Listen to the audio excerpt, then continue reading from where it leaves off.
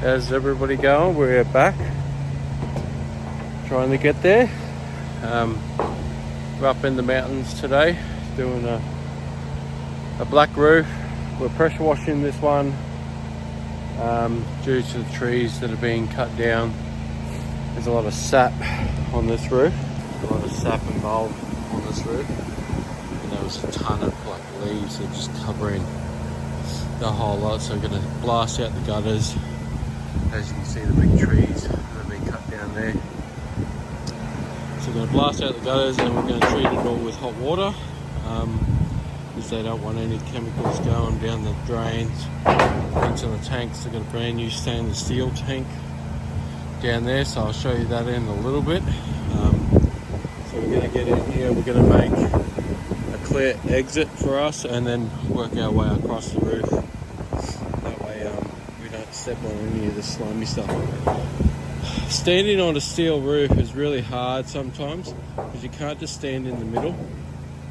You kind of got to get on that edge, and then you got to be like a foot from that row of nails. Especially on sheds like this where the battens are like a meter apart from each other. So always standing on the side, never stand on the ridges in the middle, because you'll just crack those ridges. So nice and easy. We'll blast these leaves off before we get to them, and then we'll just wash up and down there and there, and then we'll wash one side down to about a meter, and then we'll wash all one side as we go. So nice and easy. I'll show you a little bit later. The roof, it's not fully clean, but we've talked with the customer, and that's the way we're leaving it without chemicals. It's not going to come up fully, but that's the best we can do with hot water.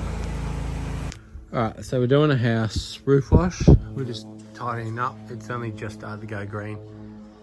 The telltale signs of all these new developments is they've got water tanks on each one of the houses. This one is in the ground.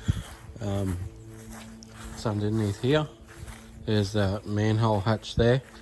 So it's really hard to get into the ground tank itself. So as you can see, the leaf traps there, and there.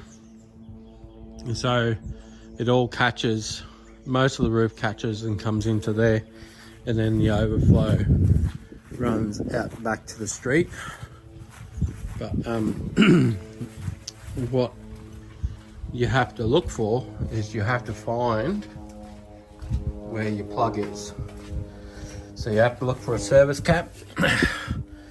This is a little gold one, service cap.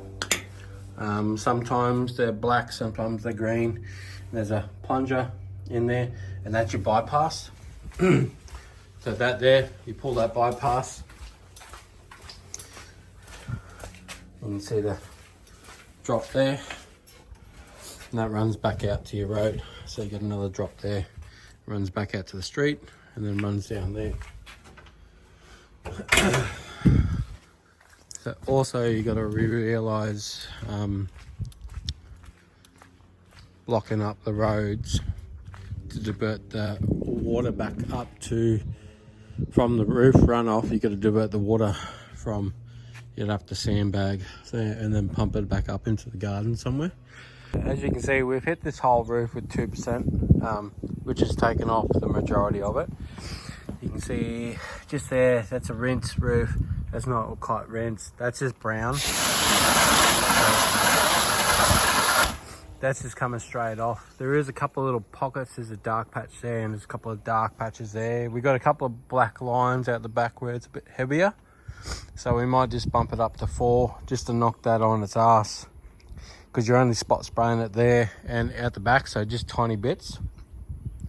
What we'll do is give this just a quick rinse all the way down the roof. Just tidy all that up. Good thing about this is we just stand in one spot. We'll rinse a fair bit from that one spot. Just lighter stuff, you'll be able to rinse it from one location. less movement on the roof, the better, I say. But once you rinse it, that's nice and safe to walk down on that section. So you got rid of all the soap and everything on that section. So we're going to give it a good flush out and then have a look. Now this is a gutter cleaning job, and this is to the point where it gets really dangerous. These are heavily oxidized roofs, so you got to be really careful. Once they start going pale and white, you really want to be careful. So have a look. This is to the point where I would tell this will be the last time I do this job, because we've got those hedges there that fill up those gutters. So normally just blow them out, but if this address comes up again on our system, we'll flag it and say that it needs a wash before we even tackle the gutters, because it's getting pretty oxidized and slippery. You can see where the local cat has been running up the thing here, so I'm making sure I step on the screw heads, which is still not the exact way to do it, so just one at a time. This is how slippery it is at the moment, so I'm just being real steady coming down here. I can always land on my bum, and then I follow this little valley all the way down, not being overconfident, because now I can pitch, or I can just slowly walk down like this, nice and steady, back to my ladder. Size roofs are they're killers. You get a little bit of moisture when you're spraying out the gutter and you step on it, because there's always going to be moisture in those gutters if it's holding leaves, and you step on it and you get a slip. And walking on the roofs themselves, all the gunk, all the oxidization builds up on your boots, and then it becomes really slippery. So just be careful.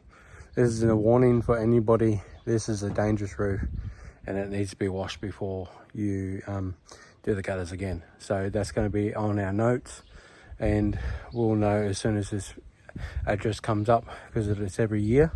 Next year it's going to be due for a clean.